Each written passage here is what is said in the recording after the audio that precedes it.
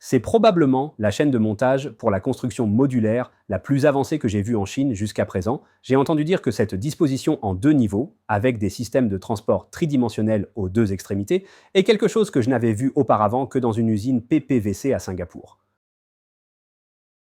Je suis venu dans cette usine le jour de son inauguration. Le deuxième étage est dédié au traitement et à l'assemblage des cadres en acier, tandis que le premier étage s'occupe de l'emboutissage des tôles, de la peinture, de l'inspection et des processus d'aménagement intérieur. Cette chaîne de montage bénéficie d'une conception de flux de travail bien planifiée et d'une division claire des postes de travail. Du traitement des plaques supérieures, inférieures et des parois latérales à l'assemblage des 6 panneaux pour former le cadre principal, chaque étape a son poste de travail désigné, organisé selon le processus de production. De plus, pour atteindre une précision de production plus élevée et une plus grande capacité, ils ont équipé la chaîne de plusieurs dispositifs automatisés pour assister le travail manuel. Dans une industrie aussi compétitive que celle-ci, pourquoi investir autant dans la construction d'une nouvelle usine de construction modulaire? En bref, il s'agit d'échanger la capacité contre le prix. Leur orientation stratégique est très claire, se concentrer uniquement sur l'OEM, fabrication d'équipements d'origine. Actuellement, les usines de construction modulaire font face à un problème commun. Lorsqu'il y a du travail, elles ne peuvent pas répondre à la demande, mais lorsqu'il n'y en a pas, l'usine devient un fardeau.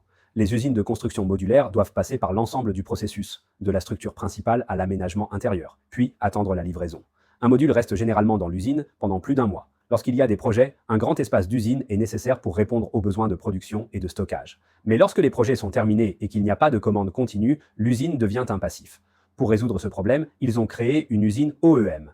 Toute entreprise ayant des commandes peut fabriquer ici, éliminant ainsi le besoin de prendre leurs propres commandes ou de gérer la conception, ce qui permet d'économiser une part importante des coûts de main-d'œuvre. Tant que le prix est bas et la qualité élevée, ils peuvent obtenir des commandes continues de différentes usines, maintenant l'installation en fonctionnement constant et répartissant les coûts. Les avantages de ce modèle sont évidents, mais pour réussir, il repose fortement sur une vaste expérience de production et de solides capacités de gestion. Il faut satisfaire une centaine de clients différents et rendre chaque plat délicieux, ce qui nécessite de maîtriser des normes comme les codes chinois, américains, européens et australiens. Différents pays, régions ou même types de projets ont des exigences variables pour la structure principale et les aménagements intérieurs. Par conséquent, il est intéressant de considérer dans quelle mesure une chaîne de production d'usines standardisée peut performer en OEM. De plus, l'aménagement intérieur est en soi un système massif. La force douce d'une entreprise de construction modulaire réside dans sa capacité à gérer le service client du système d'aménagement intérieur et à intégrer efficacement la chaîne d'approvisionnement.